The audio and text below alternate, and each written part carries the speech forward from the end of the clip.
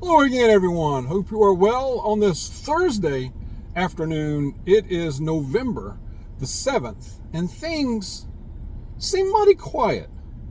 Almost too quiet for me. I'm a little, I don't know. What's going on? Is it just me? Am I alone? Are y'all feeling the same thing? I'll go into that. Also, we have some monkey business with some missing rhesus monkeys. I'll go into that here in a minute. Also, I want to talk about the massive mental health crisis that we are seeing right now with these people, y'all. Wow. We kind of figured that was coming if Trump won. And man, are we seeing it? Are we seeing it? I'm going to go into that and the danger of it and some advice and some things we need to be doing, okay? And are the next 4 years just a reprieve? Is it just temporary? I don't think we need to be complacent. We can't be complacent. All right, I'm going to go into that a bit. I have a terrific passage I'm going to share with you. It is a really good one. All right. But things seem a little quiet, y'all. Eerily quiet. Like after this huge win by Trump, and Harris came out yesterday and conceded the race and admitted defeat. Now, there was a couple of things she was saying in there. If you really listened, I listened to it twice, and there was a couple of things that stood out to me. It was pretty run of the mill, and it was short, but there was a few things. One was she said we need to keep fighting. She said fighting a lot. Okay, a lot of people are using that now. I get it, but still. We need to organize and mobilize, she said. We need to organize and mobilize. She said those two words, I think, in the same sentence. And she just kept reiterating, we're not done. We're not done. We're going to keep fighting. We're going to keep fighting this. What do they have planned? It just kind of makes you wonder, am I overthinking this? I don't know. I don't think so. But what do they have planned? What's going on? Is this why it's so quiet? She was quiet for almost 24 hours before she even conceded the race when it was done. Okay. We got to get this man into office. This is what, 74, 75 days. A lot can happen. A lot of damage can be done in multiple ways. And I'm not trying to throw the wet blanket. We've had a celebration. It's been cool. He won and all this, but we can't be complacent. We need to keep watchful. Just things are just so quiet right now. All right. I think we just need to keep in prayer, pray for judgment, for discernment, trust our gut. Let's stay alert, head on a swivel, and keep watchful. I'm going to try to bring stuff to you that's new, updates, news, and all that as much as I can as well. All right, before I get into the other things, real quick, the rhesus monkeys, 43 rhesus monkeys escaped. That's what they're saying, escaped from a bio research lab in South Carolina. I'm going to butcher the town, but it says Yemassee, Yemassee. Okay. And they said they're trying to locate these animals, these monkeys. They escaped a bio research lab, and it has to do with research on the brain, basically, is what I'm getting. Okay. I'm thinking it's like maybe research on deterioration of brain, I don't know, or brain surgery, I'm not sure, but or Alzheimer's, something related to it. But how do 43 monkeys just escape? How did they break out of there? Did they plan it? Like Alcatraz or something? I mean, or did somebody just open the door and it was this inside job? That's weird, like we had a case a few years ago where there was an automobile accident and some monkeys escaped. We never heard nothing else about that. But what should we be worried? I mean, they did say that residents have been told to lock doors and windows. Is they're trying to track these monkeys. I can't imagine trying to catch a rhesus monkey. How do you do that? And if you live near there, you're in a monkey lockdown. I mean, that's a new one, a monkey lockdown. I mean, anyway, I just had to share that story. That's wild. But things are quiet, y'all. Things are quiet. I think now, and I'm optimistic about Trump. I really am. But so much damage has been done, y'all. The economy, the border, crime. I mean, we're on the. You can make an argument. We are in World War III already. How do you dial that back? I mean, if anybody can, I know he can. But this ain't gonna happen overnight. And we got to get him to survive, and the next 70-something days to get in there. I have no doubt the man's going to work his tail off. I got no doubt about that. He's showed that in the past. All right. But we have a mental health breakdown. These folks, and it was entertaining. I watched a lot of this yesterday. The people getting on that are disappointed on the left. And I'm not just saying left. This is far left. Now, I have friends on the left. And that I can deal with just classic, the ones that have sense that are just left. They're not far left. Okay. Just your classic liberal that has some ideology and admits, and they acknowledge the far left, just like a far right would be bad, But these far left folks now, y'all, how do you videotape yourself breaking down and in a meltdown? If I'm having a meltdown, I'm certainly not going to videotape it and put it out there. Okay. But this is a mental health issue. And I think there's a satanic element to this as well. I really do. As a person of faith, I do.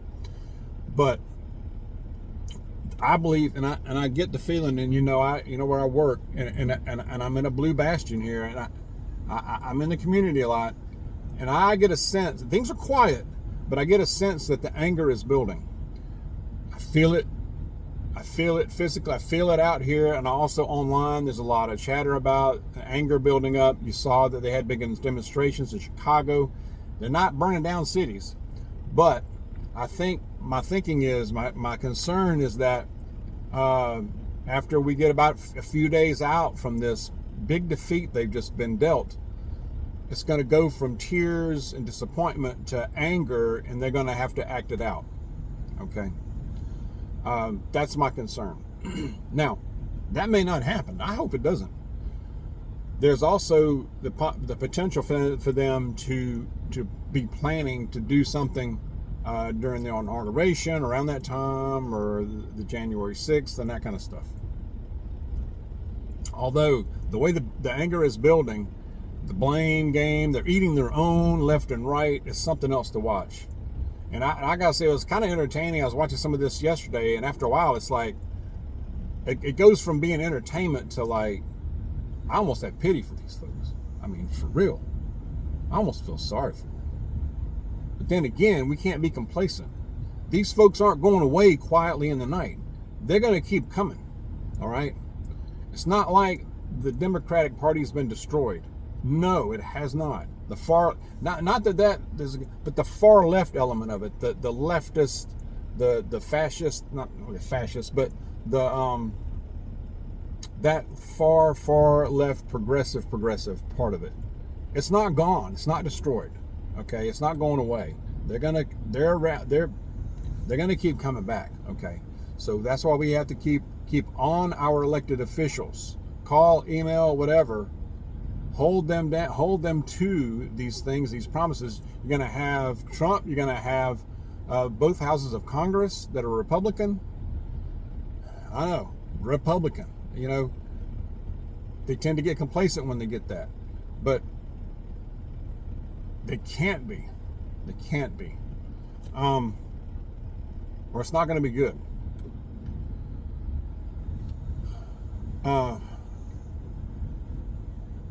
But I believe we just need to keep aware. One side, only one side is the winner. Okay, right now it looks like the right side is.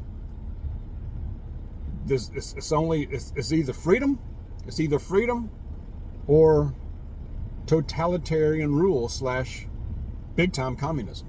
Okay, and for now, it's looking good for our side, but Like I said, it's mighty quiet. We have to keep our eyes open.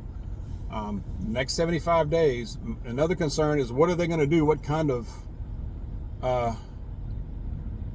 damage could they inflict during this time,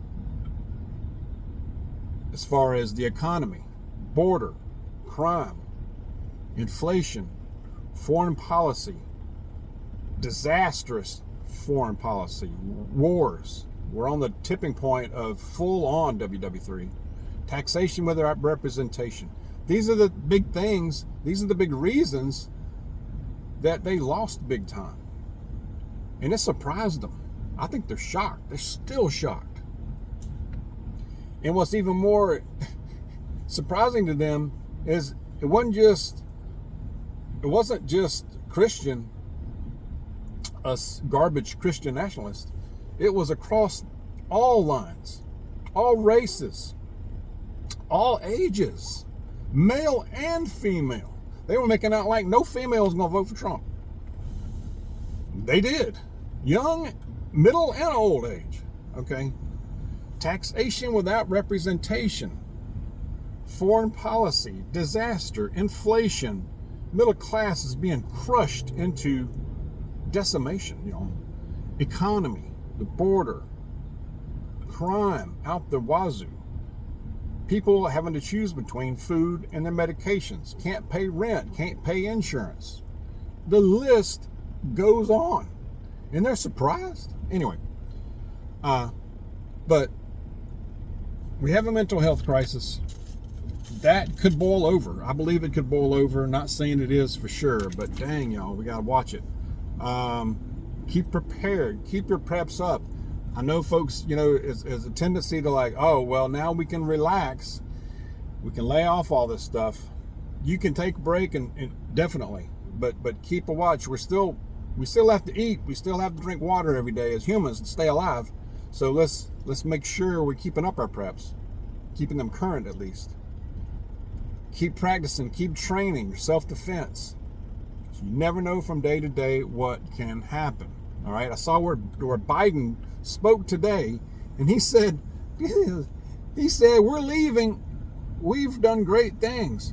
We're leaving with the strongest economy in the world. Dude, seriously, I know you're delusional, but that bad?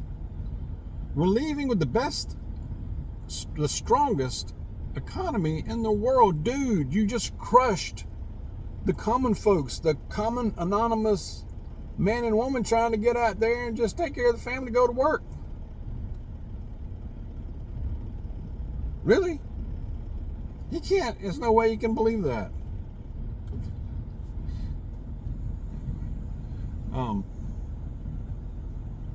Ms. Dawg, we were talking about this yesterday. Ms. Dawg was like, we're not going back to normal. Well, it's not like it's not like it's 2017, 2018 again. No, it's not.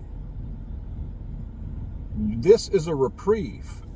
If Trump gets in, once he gets sworn in, takes office, he's sitting in that Oval Office again, this is still a reprieve, 4 years to do what you got to do. And what we mean by that, if you've got to pay down as much debt as you can, get yourself in a position, because we don't know who's coming in after him. This is a reprieve. All right. Hopefully we avoid thermonuclear war and a total collapse of the economy. Do something about the border, help with the crime, the price of gasoline, if nothing else. And that could also translate to better, hopefully, a little better prices on everything else. But it's a good time to use this reprieve to do some things. Like I said, keep up with your preps. Do those projects. Or did you want to move? Are you happy where you live? Do you need to make a move? Pay down that debt. Pay off stuff as much as you can, as much as possible. All right. Develop your land. Develop your property, your home improvements, your transportation. If you're going to move, where are you going to go? Plan it. Look now. Plan it out and try to go ahead and get it done. 4 years sounds like a lot on time, but it's not. We know this. All right. So it's time to do our celebration, of course, but also be looking ahead. And let's keep our head on the dang swivel, right? All right, I'm going to go to a passage.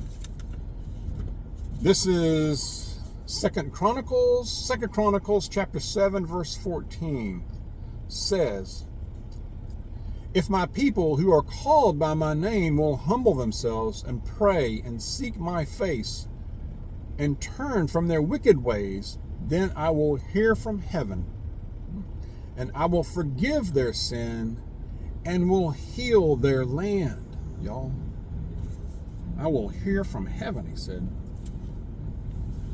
That's truth. It feels like we've been given another little lease. A lease on freedom, doesn't it? What are we going to do with it? Are we going to keep it? We'll see. That's my plan. I know it's your plan. Share your thoughts on all this. What are you doing? Are you doing a little celebration dance? Is the dance over and we're back to reality? And hopefully we have a very good next few years where we can really get ourselves in a position to where we can weather that next storm even better. Okay? That's my thinking right now. Anyway, again, share your thoughts. Stay close to Jesus. Be careful out there. God bless you. I'll see you soon.